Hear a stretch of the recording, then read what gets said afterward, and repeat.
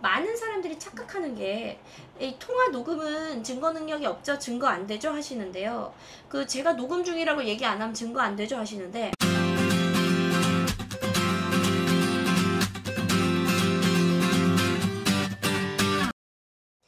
안녕하세요, 이하나입니다. 오늘 네이트판은요, 남편의 외도 그 상간녀가 제 친구네요 라는 제목입니다.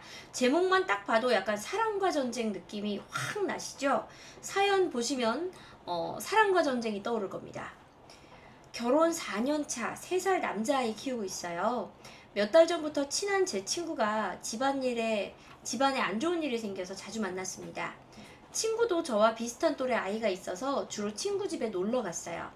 자세히 말하면 알아보는 사람이 있을까봐 자세히는 말씀 못 드리지만 친구 남편은 주로 집에 없었고요. 친구가 우울해하고 힘들어해서 술친구 겸 친구 집에 자주 놀러 갔습니다. 저하고 아이 그리고 제 남편도 함께요.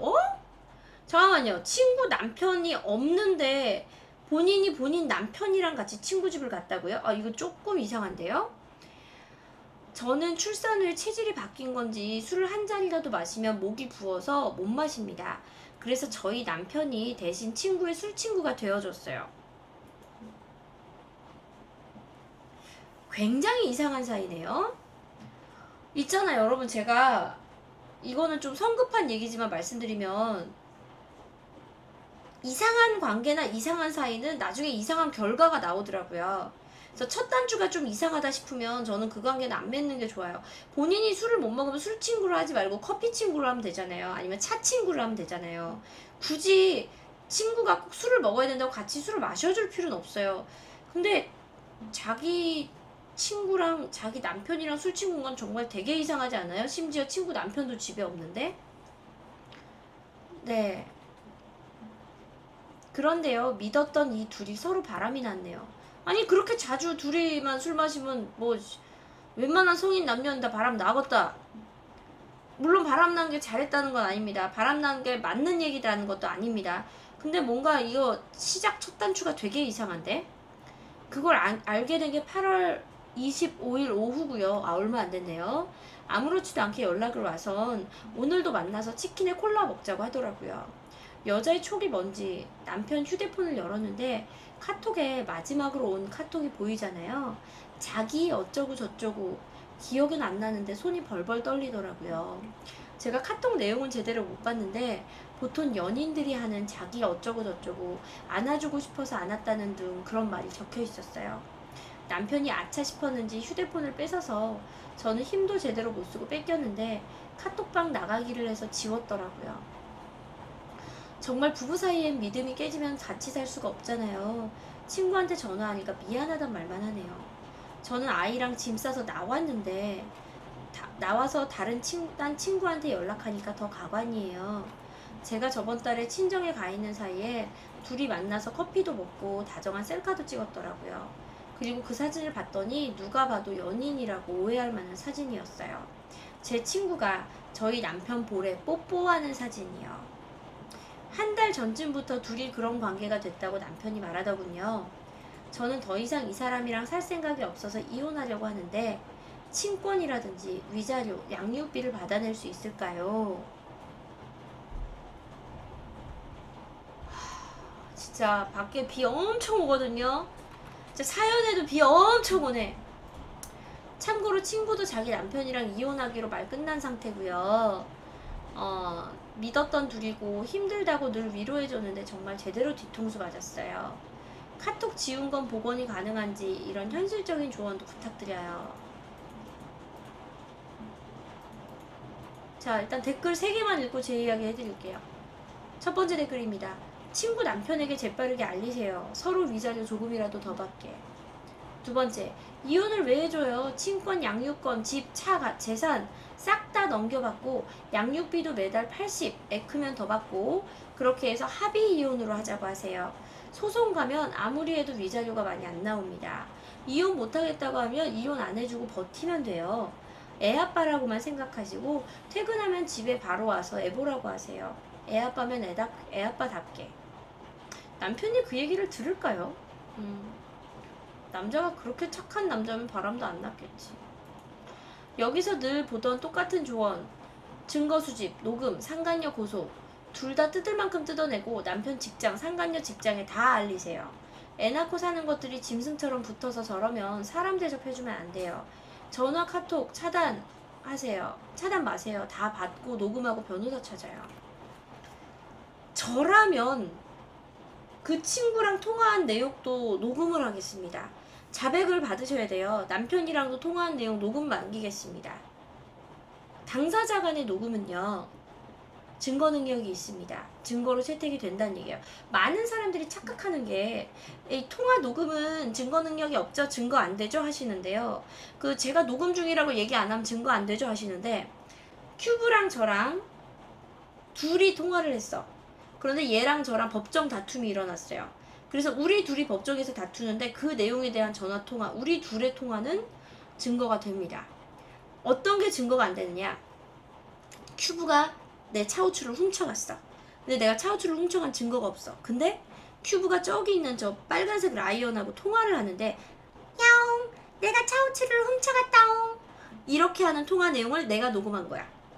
그건 증거가 안 됩니다. 왜? 나는 제3자잖아. 얘네 둘 사이의 통화에선.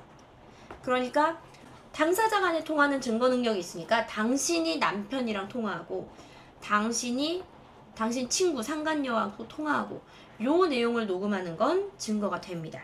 증거 모으시고, 그 다음에 친구 부인, 그러니까 자신의 친구 둘이 동시에 이혼하잖아요. 그럼 둘이 신나죠. 아싸, 드디어 우리 둘이 연애한다.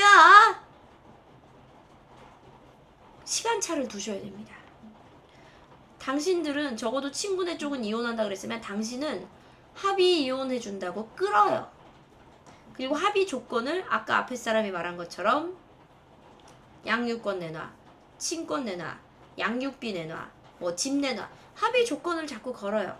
그러면 이제 당신의 남편은 빨리 친구하고 같이 살고 싶어서 웬만하면 들어줄 거예요. 그러니까 동시에 이혼해 주시면 안 돼요. 시간차를 주셔야 돼요.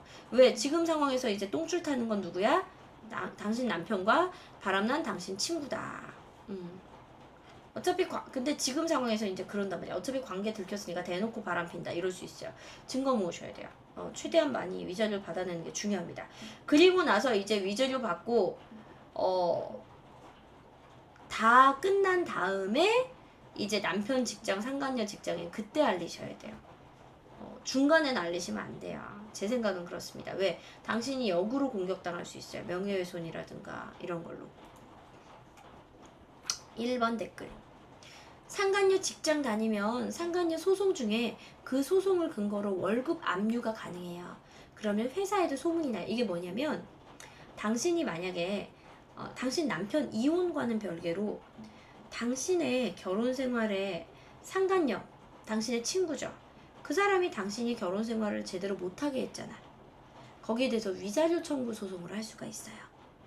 근데 그 위자료 소송을 진행감과 동시에 상간녀 직장에다가 월급 압류 청구를 할 수 있습니다. 증거가 확실하고 정황이 확실하면 그 청구를 받아줘요. 그러면 이제 그 여자 직장에는 자연스럽게 소문이 나겠죠. 월급 압류 들어왔는데 이유가 뭐래? 바람 펴서 위자료 내야 된대. 요렇게. 그러니까는 그런 식으로 하는 건 이혼 청구와는 별개로 가능해요. 자, 2번. 재산 싹 다 넘겨받고 상간녀 손해배상 소송 들어가세요. 그리고 이건 민사입니다. 참고로 간통죄가 없어져서 형사소송은 안 됩니다. 양육비 일시불로 계산해서 받으세요. 3번. 저는요, 그냥 먼저 이혼하게 만들고 님은 이혼해주지 마세요. 둘 다 애타 죽어버리게. 그리고 남편은 돈 벌어오는 기계로 이용하고 걔한테는 위자료 소송해서 받을 돈 받으세요. 저는 상간녀 위자료 소송은 꼭 하시라고 말씀드리고 싶어요. 주변에 한 사람이 많진 않고 딱 2명 있는데 돈을 많이 못 받더라도 속이 시원하대요. 본인이 다른 여자 때문에 다른 남자 때문에 이혼을 당하면 진짜 속상하잖아요. 진짜 한이 맺히잖아요. 그런데 그걸 조금이라도 배상받으면 그 한이 좀 풀린다고 합니다. 그래서 저는 상간녀 소송, 상간남 소송은 꼭 하라고 하고 싶어요.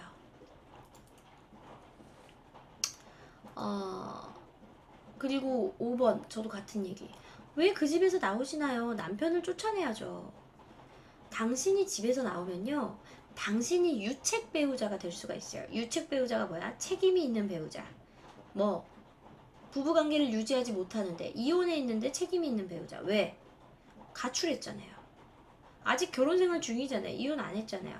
그렇기 때문에 당신이 유책 배우자가 되면 안 되니까 집에서 나가지 마세요. 네, 가출하시면 안 돼요. 쫓아내려면 남편을 쫓아내셔야죠. 6번. 그 여자한테 홀딱 빠졌을 때 재산부터 다 받아내세요. 그리고 상간녀에게도 위자료 소송 걸으세요. 그리고 이거는 불륜 사실 알고 나서 3개월 이내에 해야 된다고 본 것 같아요. 빨리 하시는 게 좋겠네요. 8월 25일에 하셨다 그랬죠? 서두르십시오. 벌써 이틀 지났어요. 비슷한 내용의 댓글입니다. 위자료, 양육비, 상간녀 소송 이야기들. 안타깝지만 이미 돌이킬 수 없는 사안일 때는 최대한 본인이 억울하지 않는 방향으로 사안을 풀어가는 게 좋은 것 같아요. 안타까운 사연이지만 당신이 조금이나마 덜 억울하도록 사안이 풀리기를 바랍니다. 위로하고 싶네요. 현명하게 대처하십시오. 증거 모으는 거 잊지 마시고, 본인이 해야 될 일들 순서 정해서 순서대로 하는 거 잊지 마시고. 왜? 아이를 위해서. 아이가 어리니까 그 아이를 잘 키울 수 있는 기반은 마련을 하고 이혼을 하셔야죠. 그죠?